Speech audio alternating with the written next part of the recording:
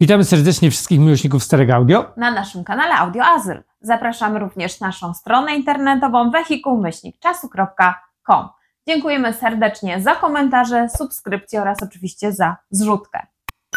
Dziękujemy wszystkim tym, którzy do nas pisali, składali życzenia i oczywiście pozdrawiamy wszystkich tych, którzy wspierają nas w tym projekcie, aby te wszystkie urządzenia pozostały dla przyszłych pokoleń i miały swój własny ciepły kąt.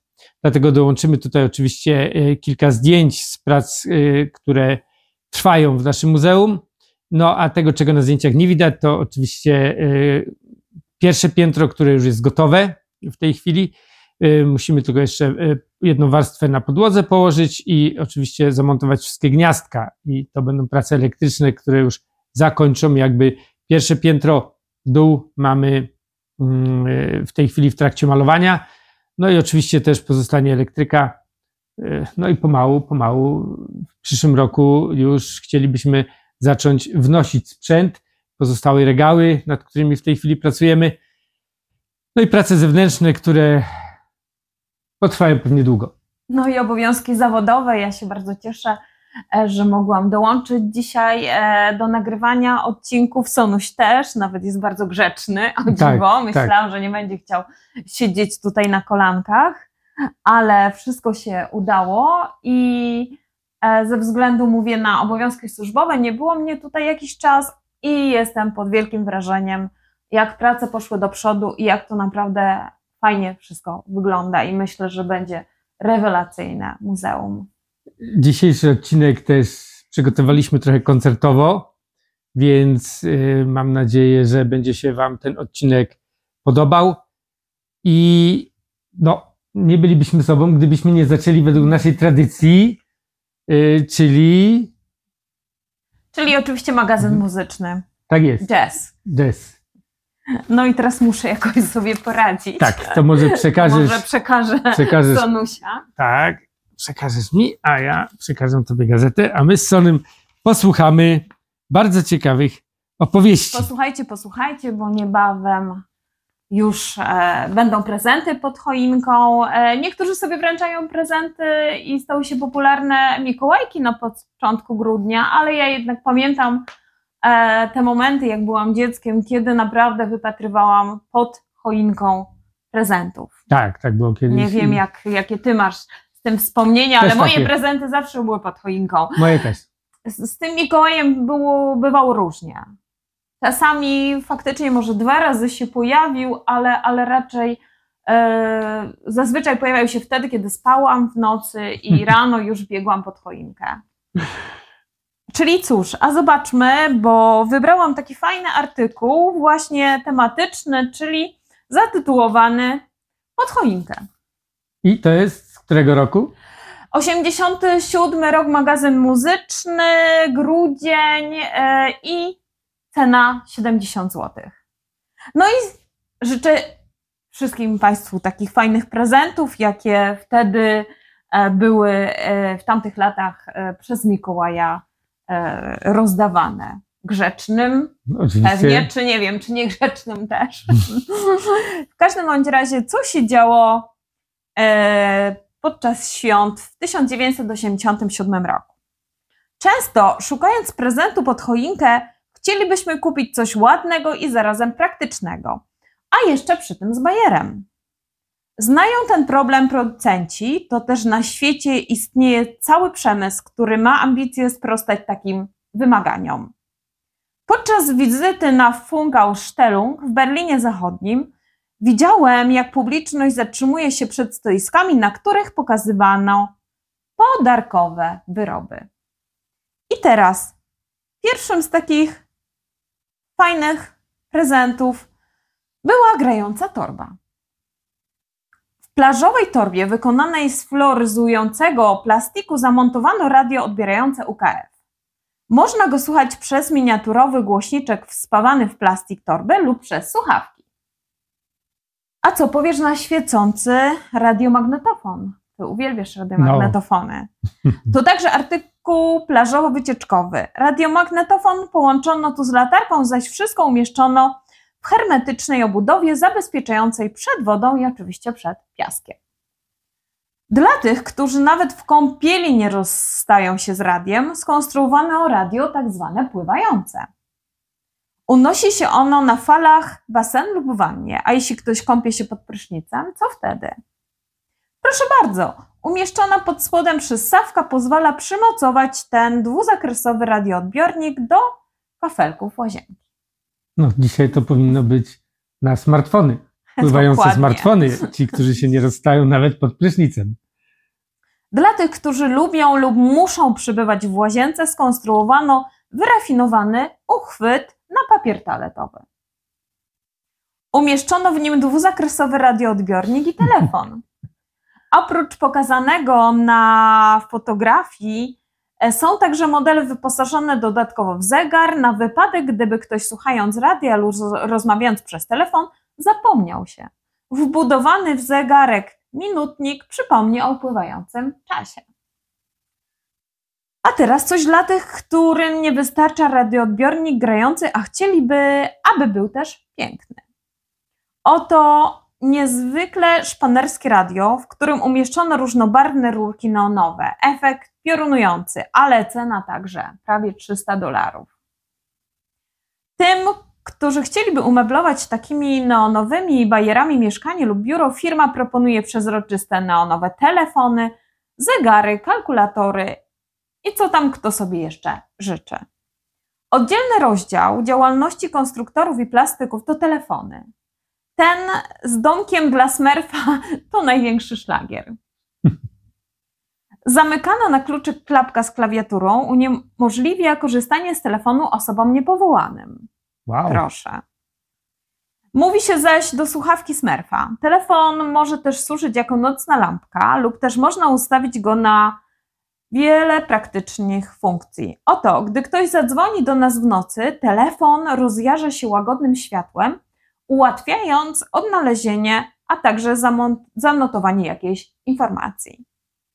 Po odłożeniu słuchawki światełko świeci jeszcze przez minutę, abyśmy doszli do łóżka, po czym samoistnie gaśnie. Proszę, Nie jakie widziałem. bajery w tamtych latach. Nie widziałem nigdy takich telefonów i nawet na tych targach nigdy się nie pojawił taki aparat, żeby To więc prawda. nie wiem, czy to było tylko na Funkausstellung prezentowane jako prototypy, które nigdy nie trafiły może do produkcji, ale No ja w nie tamtych latach spotkałem. nawet nie pomyślałam, że takie coś może Ja też nigdy nie być, spotkałem u więc nikogo nawet. Nie marzyłam takiego. o takich rzeczach, bo chyba moja wyobraźnia jakoś tego, nie wiem, nie obejmowała, nie stworzyła takich gadżetów. Jeśli nie takie bajery jak domek Smurfa, to niech nasz telefon ma chociaż niebanalny kształt. Dla głodomorów telefony z branży spożywczej. Banan, jabłko, hamburger, ogórek, hot dog czy pomidor. No dla mnie by się przydała czekoladka. Wreszcie coś dla muzykalnych czytelników magazynu muzycznego Jazz. Telefon fortepian. Numer wybierany za pomocą klawiatury. Mam nadzieję, że te Zdjęcia tak, powiększymy i dodamy, abyście widzieli, jak to wyglądało, bo mi się wydaje, że to bardzo ciekawy temat. Tak, pamiętajmy, 36 lat temu. Tak, takie rzeczy były. I dzisiaj je wszystkie mamy w jednym telefonie. Dokładnie, a Państwu właśnie życzę, żeby te prezenty pod choinką też były takie naprawdę oryginalne, takie fajne bajery. Na 4 nogach. Na przykład. Czyli cóż, teraz zapraszamy do prezentacji koncertowej. Tak, koncertowej, prezentacji, na której długo czekałem. No, Sanuś. I tak oto po dobrych 2 latach udało nam się zrobić program z udziałem naszego polskiego magnetofonu szpulowego Koncert M3201 SD. Chciałbym tutaj bardzo podziękować Krzysiowi, który się bardzo mocno zaangażował w odbudowanie tego sprzętu, gdyż niestety pewne elementy były połamane, trzeba było je dotoczyć i to też trochę trwało. Elektronicznie oczywiście doprowadzić do porządku sprzęt mieliśmy dość długo już w naszej kolekcji, ale ze względu na jego i gabaryty, i ciężar, i problematykę jakby z dorabianiem tych części. Wszystko to strasznie rozłożyło się w czasie, ale Krzysiu, wielkie, wielkie dzięki, że zająłeś się tym tematem jak zawsze profesjonalnie i to piękne urządzenie odzyskało znowu swój blask i mogę dzisiaj zrobić o tym program, bo wiele osób pytało, czy posiadamy koncerta w naszej kolekcji, czy będzie kiedyś o nim program. Tak, posiadaliśmy, no ale niestety te polskie urządzenia często są uszkodzone. Ich podejście do czasu jest też może troszeczkę inne, co zresztą dzisiaj pokażę na podstawie tego Revoxa, że no niestety urządzenia te często stały w domach kultury, bo koncerty były strasznie drogie. Był to jedyny polski magnetofon na taśmy szpulowe tych dużych rozmiarów i kogo było stać wtedy na zakup tak pięknego i drogiego magnetofonu? No, bardzo mało osób. Większość produkcji szła albo gdzieś na zachód, albo właśnie do domów kultury, czy jakichś państwowych urzędów. Stąd też dzięki temu nawet można by w ten sposób powiedzieć, bardzo dużo ich ocalało, bo właśnie w tych, jakby to powiedzieć, w piwnicach, czy w różnych zakamarkach tych właśnie urzędów czy domów kultury przechowane one zostały nawet do dnia dzisiejszego i w niektórych nadal one jeszcze stoją i nie zostały wyrzucone. Choć zdarzały się niestety przypadki, że zostały odpisane jakby ze stanu i trafiły na śmietnik. Ale koncert jest magnetofonem, który jest w dniu dzisiejszym bardzo, bardzo poszukiwany. Była wersja 4 i 2 ścieżkowa. No my mamy tutaj zarówno Revoxa, jak i tego koncerta w wersji tej dwuścieżkowej i to chciałbym właśnie dzisiaj zaprezentować. Tak się akurat dobrze składa, że te dwa magnetofony obsługują te same taśmy. Co chciałbym powiedzieć? Mam tutaj do koncerta osłonę mostka w bardzo ładnym stanie. Gdyby ktoś potrzebował, miałby zniszczoną lub no nie wiem, niepasującą może od dwuścieżkowego, to ta ewentualnie jest u nas i można w razie czego do nas pisać w tej sprawie, bo szkoda by było, żeby ona się komuś nie przydała, bo dzisiaj do koncerta części są ciężko dostępne i drogie. No ja oczywiście też mam prośbę do Was, gdyż nasz koncert, jako że jest sprawny, ale niestety no, woreczek strunowy się tutaj dość mocno zaangażował i nie chce mi wydać swojej zawartości, więc muszę się tutaj mocniej do tego przyłożyć, żeby to wydostać. No, będę go musiał uszkodzić. O. Brakuje w naszym koncercie jeszcze tych motylków, które trzymają taśmę. Jeden mam, ale przydałby się właśnie drugi i oczywiście sprężynki, śrubki. Gdyby ktoś miał przypadkowo takie coś na zbyciu, oczywiście będę się starał dorobić to na drukarce 3D.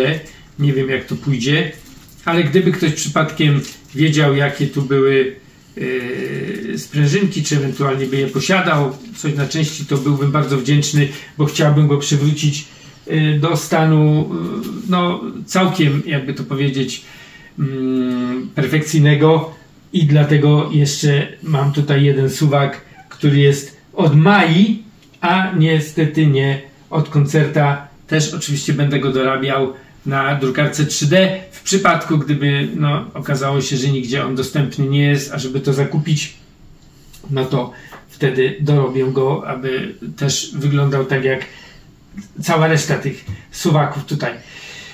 No cóż można powiedzieć o tym pięknym magnetofonie, oprócz tego, że kiedyś był bardzo rzadki i bardzo drogi. No chyba to, że taki nadal pozostał. Jest nadal bardzo rzadkim egzemplarzem i nadal bardzo drogim.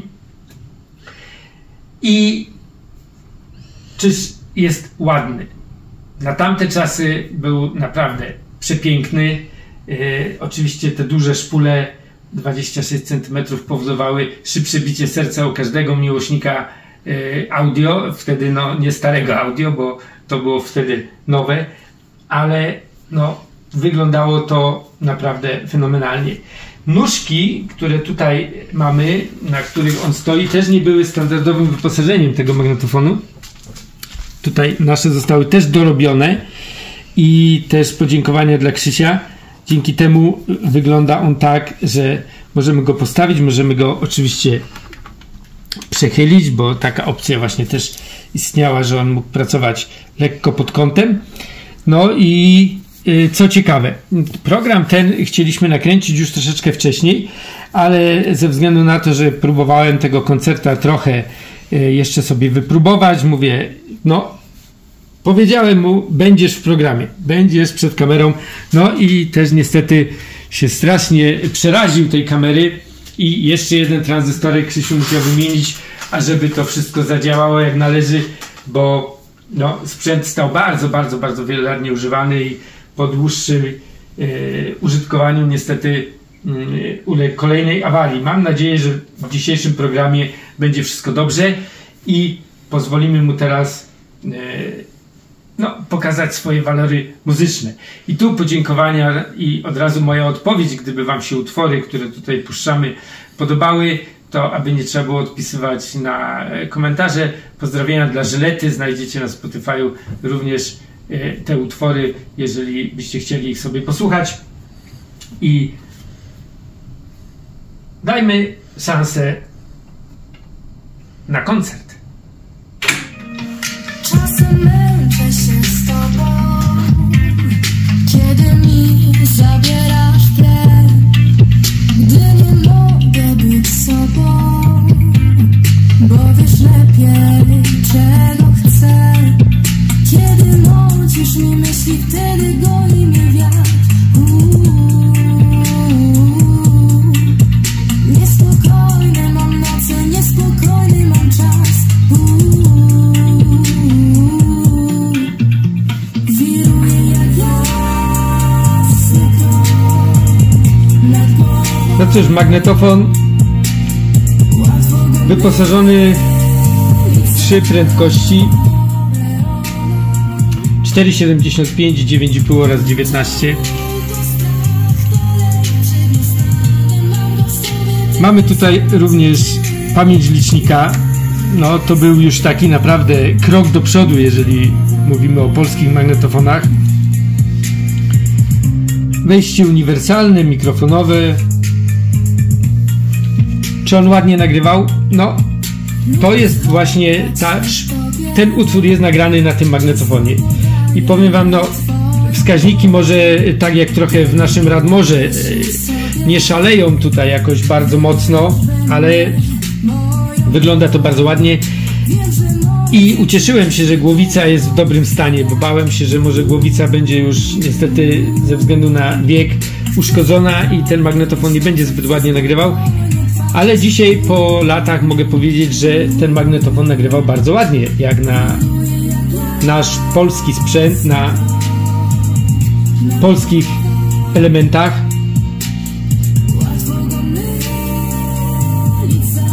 No, to stukanie znamy oczywiście z innych magnetofonów. Są tutaj elektromagnesy. Nie jest już to typowo mechaniczna konstrukcja, gdzie siłą ręki, że tak powiem, uruchamialiśmy wszystkie funkcje.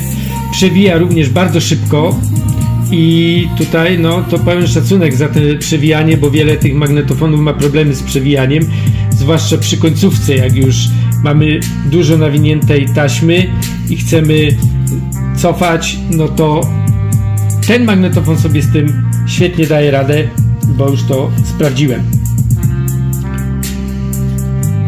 Piękny znaczek Unitry. Dzisiaj możemy się poszczycić tym, że nasza Unitra znowu produkuje, znowu możemy spotkać urządzenia tej firmy na polskim rynku. I powiem wam jedną ciekawostkę, że nie mogłem się przyzwyczaić do pewnej rzeczy, że tutaj w tym urządzeniu wszystkie napisy są w języku polskim.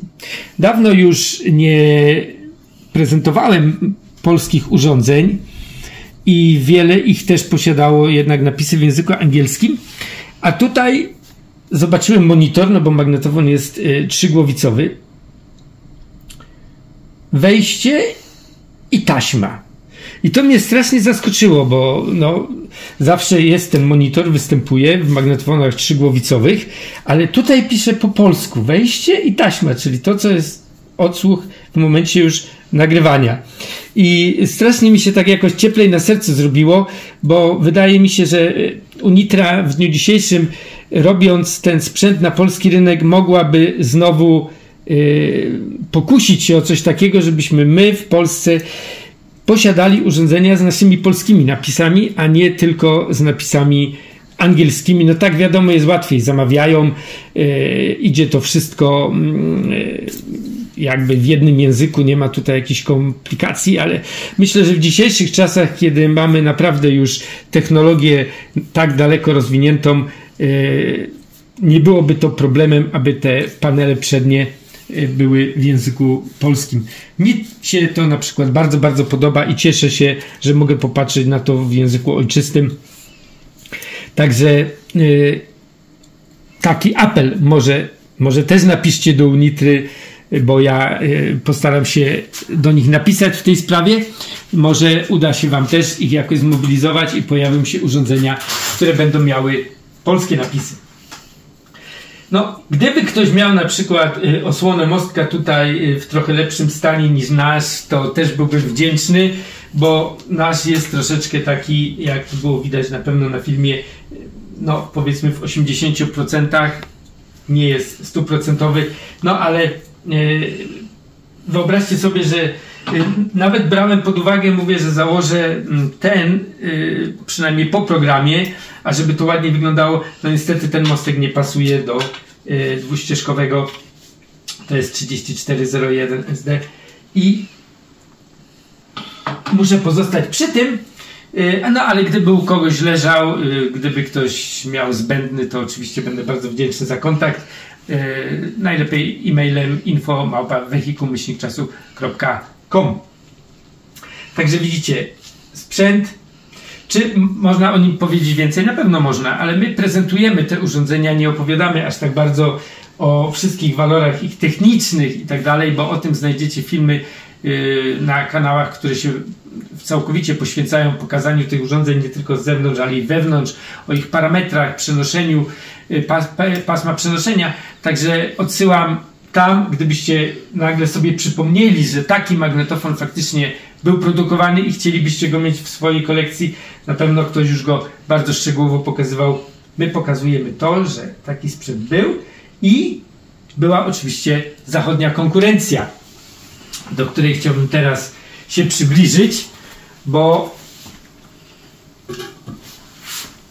no, ten magnetofon Revox, nie ma co ukrywać, że jeżeli chodzi o wykonanie, jest na pewno zasadnicza różnica, bo Zachód miał większe możliwości, większe fundusze przede wszystkim.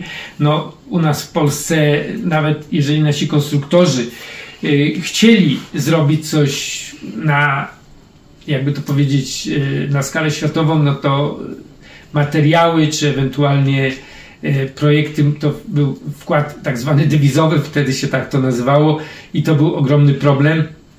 Więc jak to kiedyś któryś z konstruktorów powiedział, Radmory produkowano z części, które w danym momencie były na magazynie, a nie te, które były do końca, powiedzmy, w projekcie.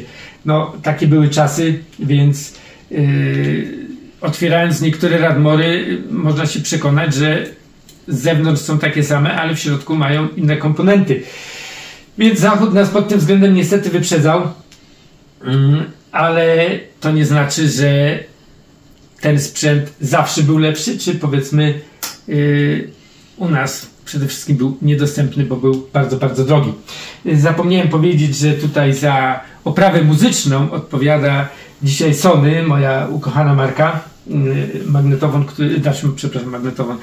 amplituner, który otrzymałem od mojej ukochanej Agnieszki na moje 50. urodziny i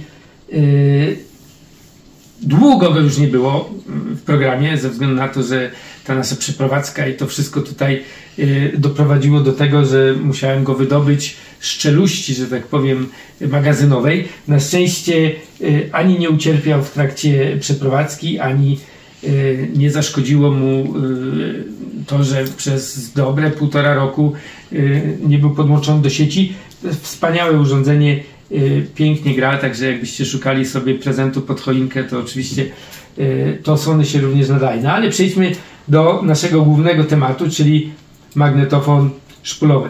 Tak jak na naszym koncercie był utwór w języku polskim, bo tak sobie to zaplanowałem, żeby tak było, tak to urządzenie zaprezentuję również z muzyką, ale już w wersji angielskiej.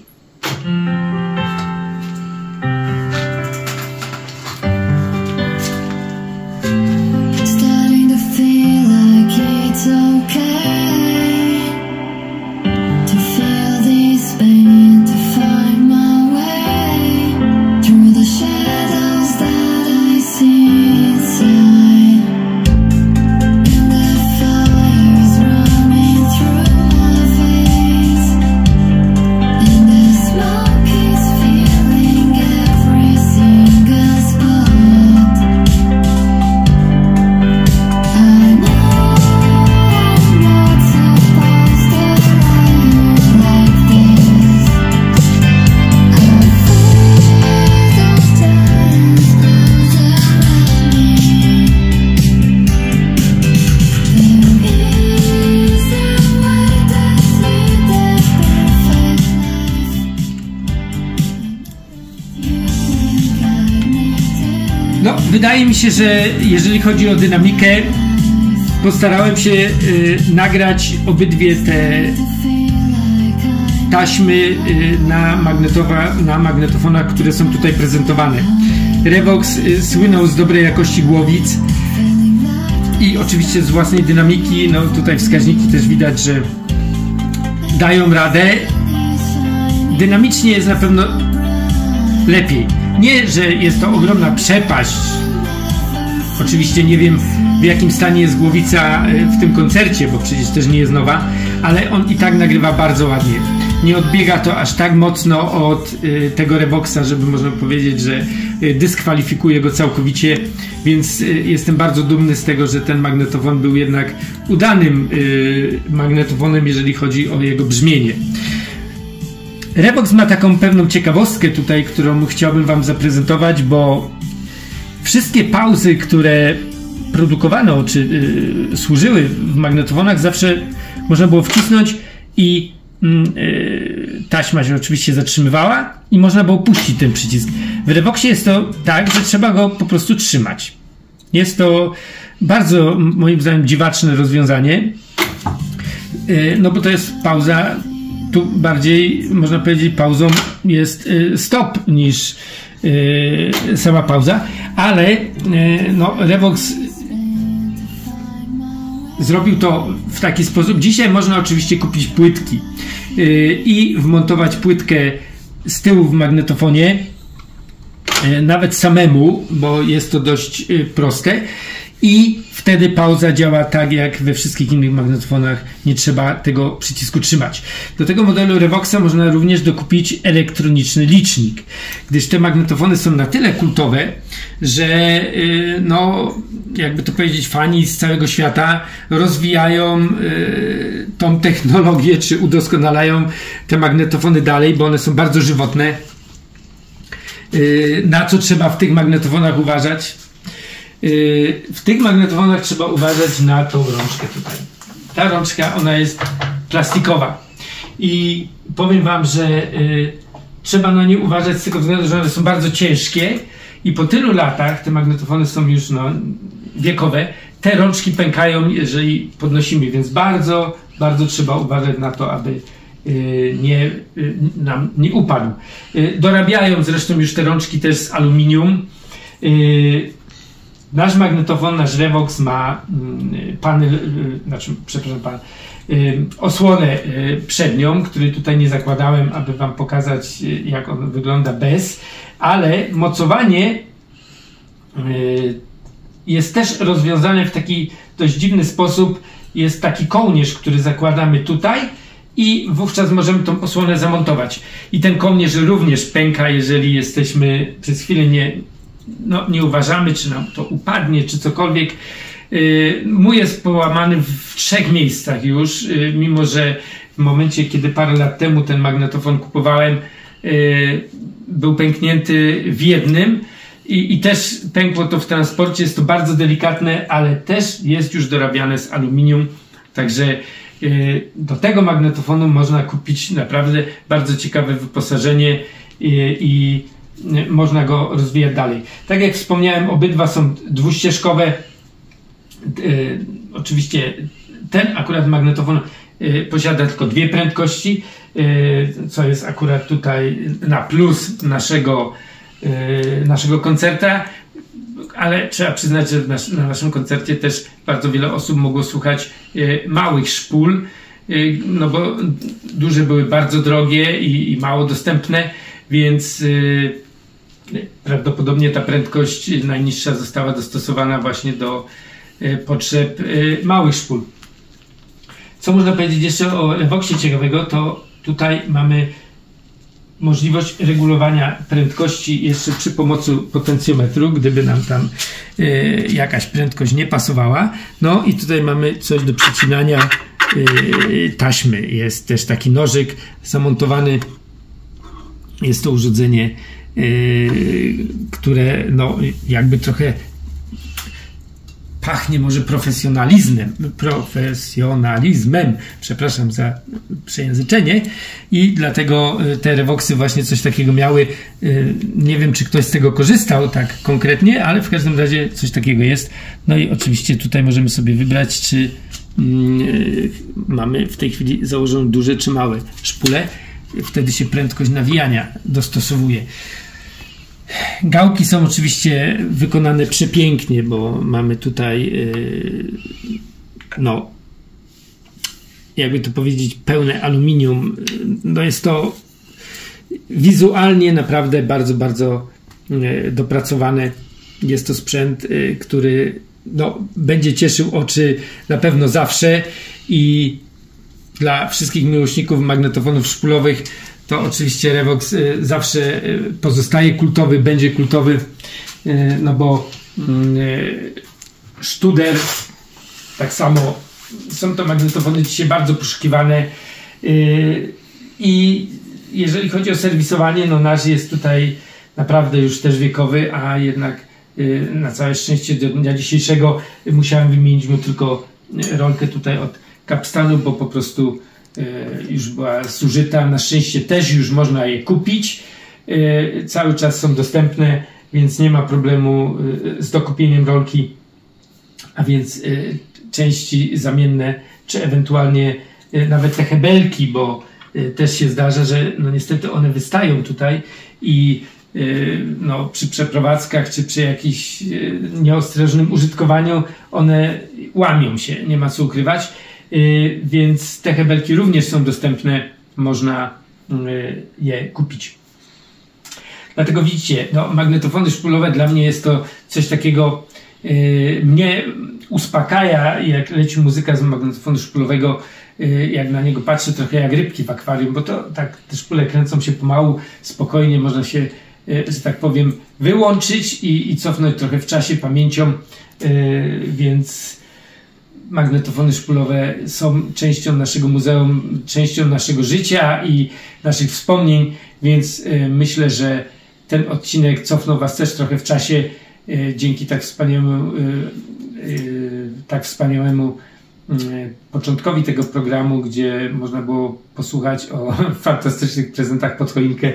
No i właśnie czasy z tamtych lat znalazły się w naszej prezentacji. Być może zrobicie sobie taki prezent pod choinkę. Mam nadzieję, że ten program o koncercie przed wszystkimi koncertami sylwestrowymi Wam się podobał i wzbudził Was trochę no, świątecznej atmosfery. Myślę, że nie tylko trochę. Ja też naprawdę zapatrzyłam się praktycznie podczas nagrywania i jakoś tak pomyślałam sobie, że zawsze chciałam mieć ten magnetofon szpulowy, ponieważ magnetofony szpulowe również bardzo pozytywnie na mnie działają, uspokajająco, relaksująco. Uwielbiam muzykę z tych magnetofonów i sobie myślałam, szkoda, że nie dostałam pod choinkę kiedyś. Ale cieszę się, że teraz mamy, że w końcu już udało się naprawić i jest z nami. Tak, tak.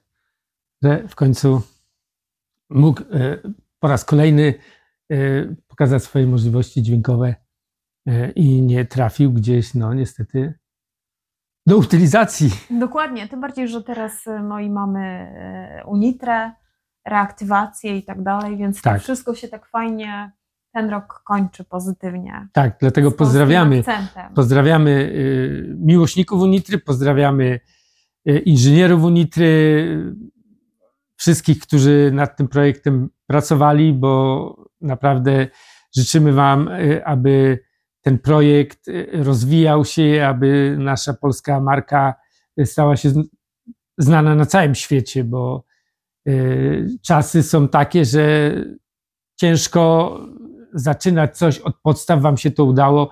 Macie duże wsparcie wśród wszystkich nas, miłośników starego audio, więc mam nadzieję, że projekt ten będzie można rozwijać długo i szczęśliwie i w niejednym domu sprzęt ten będzie gościł. Gościu lub będzie prezentem Pod choinkę, oczywiście. A jeżeli ktoś już cieszy się brzmieniem Unitry, bo wiem, że jest on fantastyczny, bo mieliśmy okazję słuchać i na audio show, i w trakcie pierwszej prezentacji w fabryce Unitry, to oczywiście bardzo chętnie Was odwiedzimy i nagramy program, który no, byłby już z zacisza domowego, czyli jak brzmi Unitra w salonie, czyli tak jak to było kiedyś. pod strzechą?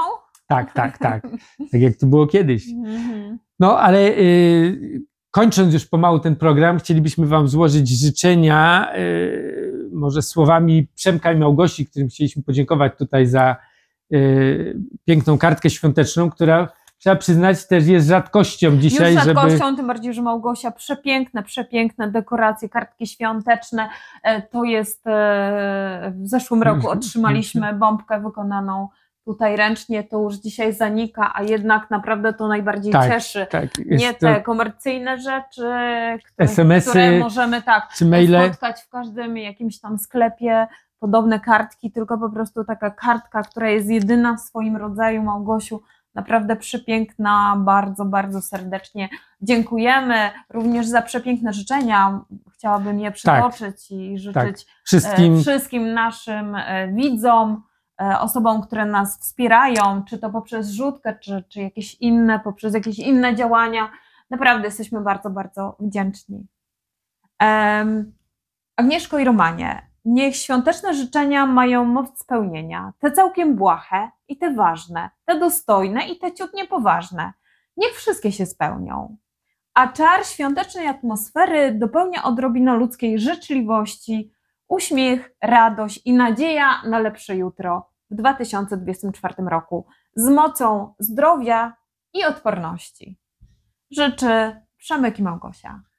I tymi słowami życzymy Wam wszystkim tego samego, aby się te wszystkie świąteczne marzenia i prezenty były udane, abyśmy mogli w ten świąteczny czas wejść w spokoju i aby nasza rodzinna atmosfera była niezakłócona niczym, aby te wszystkie poprzednie lata poszły może trochę w zapomnienie, jeżeli się ktoś z czymś nie zgadzał lub zgadzał.